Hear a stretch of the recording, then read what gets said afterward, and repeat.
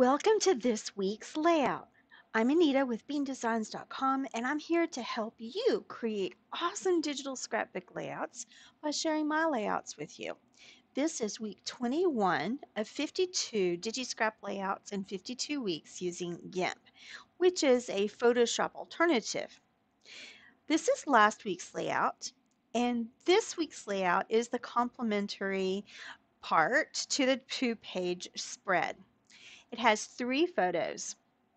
So I'm going to get started by opening my new image, and I have already cropped and scaled my photos like I want them to be on the layout. I already have here my papers and elements, so let's start by dragging and dropping our 2 digital papers onto the scrapbook layout. One of them will be our background paper and the other will be a mat to correlate with the mat on the other page. So I'm going to reorder that to put that paper below the blue paper.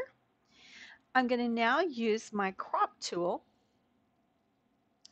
and I'm going to draw a rectangle on the blue paper. I'm going to use the tool options to make sure that it's 3600 wide, and I'm going to make it 2000 pixels tall. And then I'm just going to click inside the highlighted area, and that will remove the other portion. You see I was on the wrong layer, so I'm going to edit, undo. I'm going to go to the correct layer, and once I'm just going to repeat what I just did on the correct layer. 3600 and 2000, and click. There we go. I'm going to use my move tool and gently move that into position. Okay. Next, I'm going to bring in my stitching and use the move tool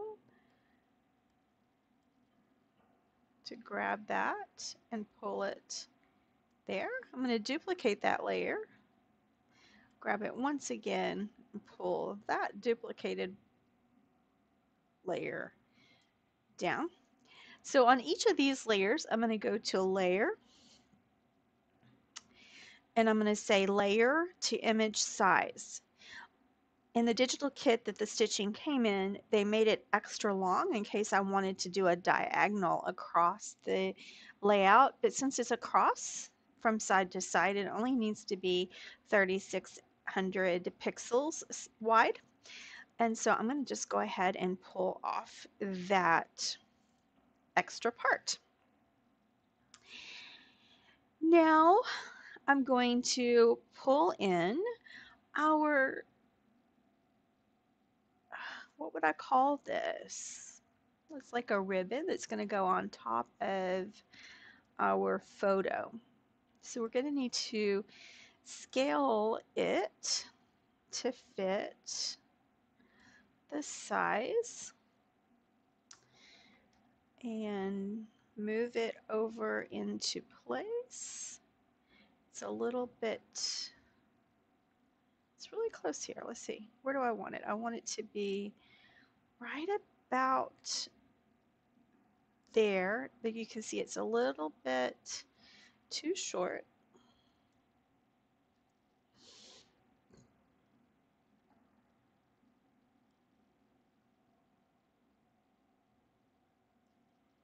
And too big.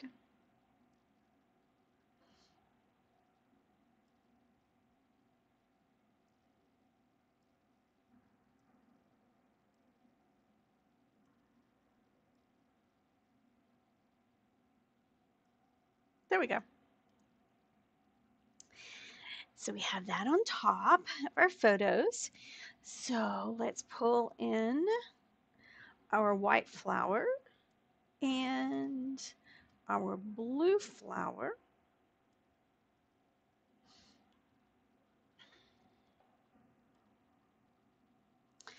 Blue flower is much too large. Reset. Looks like my aspect ratio is not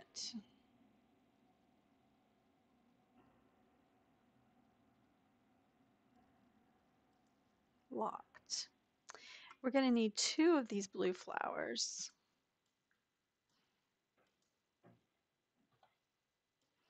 Put one down here.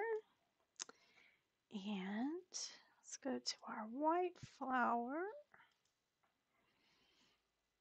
Pull it over. Let's make it smaller. Scale. Duplicate. Duplicate, duplicate. So we have now 4 copies of the white flower, 2 copies of the blue flower. We'll need to pull these flowers on top of our photos. So I think the easiest way would be to pull the photos below those 2 flowers. And I want the blue flower on top of the white. So that is correct. This looks good. This looks good. And this is a pretty simple layout, just simple pictures, simple elements. Um, let's go ahead and add our dimension. So we're going to do a feathered and rounded selection to our duplicated background layer. Delete our selection. Then we'll add a multiply mode to that and reduce the opacity. And then duplicate our matte paper, alpha to selection. We'll do a feathered shrunk selection on that. Delete it. Add a multiply mode to the remaining portion.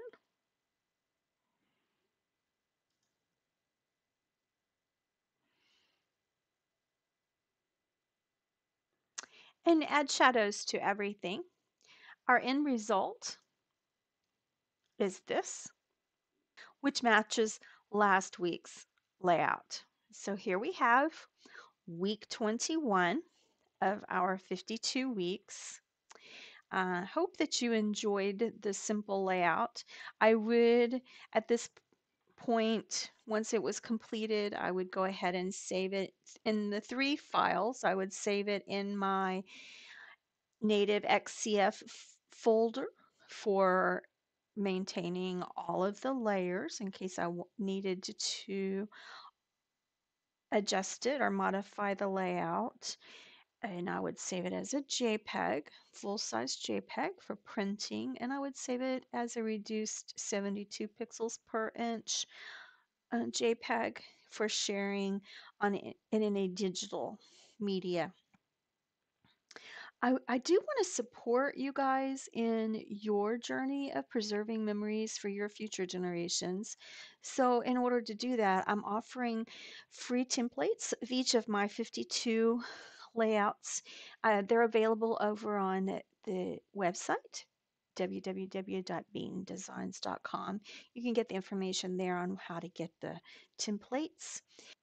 Also, as always, I will provide in the description of this video any tutorials that I've prepared that relate to preparing digital scrapbook layouts and information on the digital kits that I'm using in this layout. I hope that you enjoyed the video. If so, like it and check out my channel for any of the other layout videos that have been done and any other tutorials on using GIMP to create your digital scrapbook pages. While you're there, invite you to go ahead and subscribe and click the bell so you'll be notified when I release a new video. In the meantime, keep on preserving your memories for future generations through your digital scrapbooking. Bye bye until next week.